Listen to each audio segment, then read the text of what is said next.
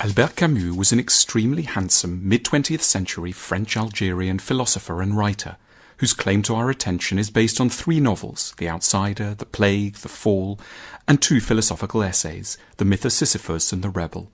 Camus won the Nobel Prize for Literature in 1957 and died at the age of 46, inadvertently killed by his publisher Michel Gallimard when his Facel Vega sports car they were in crashed into a tree.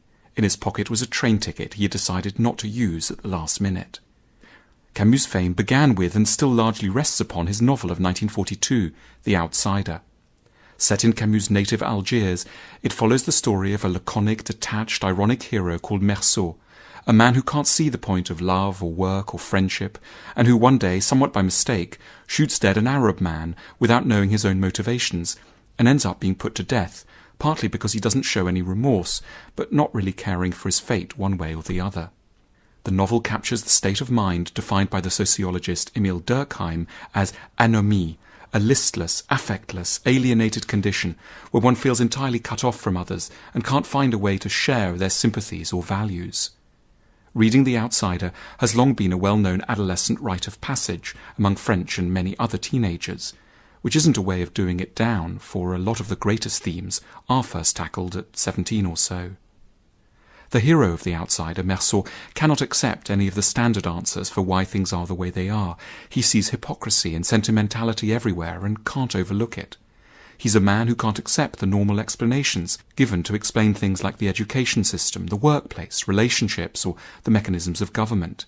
He stands outside normal bourgeois life, highly critical of its pinched morality and narrow concerns for money and family.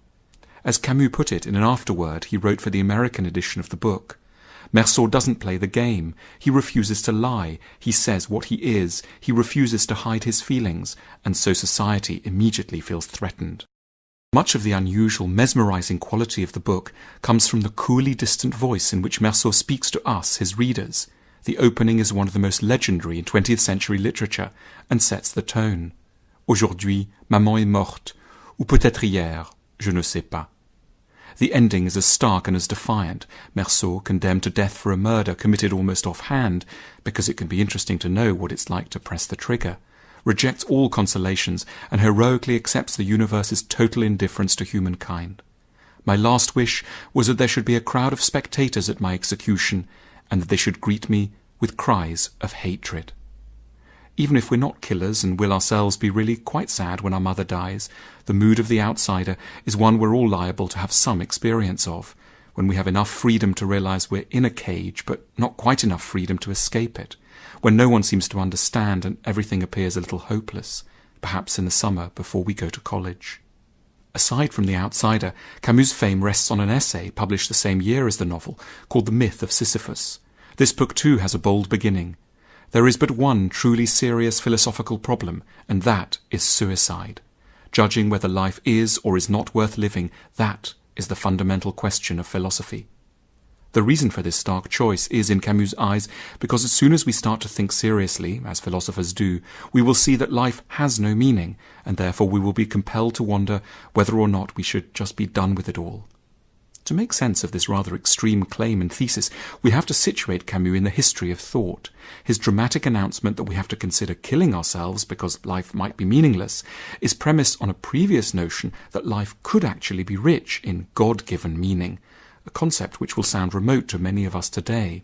And yet we have to bear in mind that for the last 2,000 years in the West, a sense that life was meaningful was a given, accorded by one institution above any other, the Christian Church.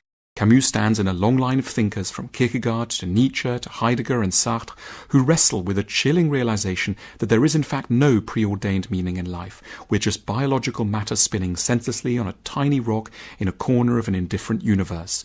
We were not put here by a benevolent deity and asked to work towards salvation in the shape of the 10 Commandments. There's no roadmap and no bigger point. And it's this realization that lies at the heart of so many of the crises reported by the thinkers we now know as the existentialists. A child of despairing modernity, Albert Camus accepts that all our lives are absurd in the grander scheme, but, unlike some philosophers, he ends up resisting utter hopelessness or nihilism. He argues that we have to live with the knowledge that our efforts will be largely futile, our lives soon forgotten, and our species irredeemably corrupt and violent, and yet we should endure nevertheless. We are like Sisyphus, the Greek figure ordained by the gods to roll a boulder up a mountain and to watch it fall back down again in perpetuity. But ultimately, Camus suggests we should cope as well as we can at whatever we have to do. We have to acknowledge the absurd background to existence and then triumph over the constant possibility of hopelessness. In his famous formulation, one must imagine Sisyphus happy. This brings us to the most charming and seductive side of Camus, the Camus who wants to remind himself and us of the reasons why life can be worth enduring, and who in the process writes with exceptional intensity and wisdom about relationships, nature, the summer, food and friendship. As a guide to the reasons to live, Camus is delightful. Many philosophers have been ugly and cut off from their bodies. Think of sickly Pascal, crippled Leopardi, sexually unsuccessful Schopenhauer, or poor peculiar Nietzsche. Camus was by contrast very good-looking, extremely successful with women for the last 10 years of his life. He never had fewer than 3 girlfriends on the go, and wives as well. And he had a great dress sense, influenced by James Dean and Humphrey Bogart. It isn't surprising that he was asked to pose by American Vogue. These weren't all just stylistic works. Once you properly realize that life is absurd, you're on the verge of despair perhaps, but also compelled to live life more intensely. Accordingly, Camus grew committed to and deeply serious about the pleasures of ordinary life. He said he saw his philosophy as a lucid invitation to live and to create in the very midst of the desert. He was a great champion of the ordinary, which generally has a hard time finding champions in philosophy, and after pages and pages of his denser philosophy, one turns with relief to moments when Camus writes with simplicity in praise of sunshine, kissing, or dancing. He was an outstanding athlete as a young man. Once asked by his friend Charles Poncet which he preferred, football or the theatre, Camus is said to have replied, "Football without hesitation." Camus played as goalkeeper for the junior local Algiers team, Racing Universitaire d'Alger, which won both the North African Champions Cup and the North African Cup in the 1930s.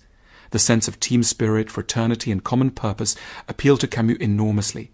When he was asked in the 1950s by a sports magazine for a few words regarding his time with football, he said, "After many years during which I saw many things, what I know most surely about morality and the duty of man, I owe to sport."